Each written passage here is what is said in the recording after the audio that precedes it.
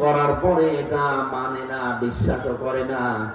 যারা বলে সৃষ্টি মানি আল্লাহর, কিন্তু বিধান চলবে আমাদের, বিধান চলবে ভারতের, বিধান চলবে আমেরিকার, বিধান চলবে ব্রিটিশের। এই কথা তারা ঘোষণা দিয়েই লিখেছে যে আমরা শরিয়া আইনে বিশ্বাস করি না।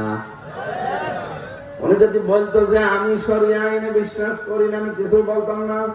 আপনি আমরা বললেন কেন? আপনি আমরা বলার পরে আপনার দলে যারা আছে সবাই আপনার মতোই, আমরা এটাই মনে করি যে সবার পক্ষ থেকে আপনি এই কথা বলেছেন যে আমরা। যাদের ন্যূনতম বিবেকে কাজ করে, দেখেন এই মানুষগুলো আমরা বলার কারণে অনেকে এখন দল থেকে অন্য দলে চলে যাচ্ছে। এটা major Akhtaruzzaman, colonel Hasinur Rahman, colonel অলি আহমেদ, এরা সব এমপি ছিল, মন্ত্রী ছিল, কর্নেল কেউ মেজর। এতদিন পর্যন্ত তারা এভাবেই চলতো, কিন্তু যখনই বলেছে যে আমরা, ওনার আমি জিজ্ঞাসা করেছিলাম, জিজ্ঞাসা করছে একজন সাংবাদিক যে আপনি কেন আসলেন? আমরা বললো কেন?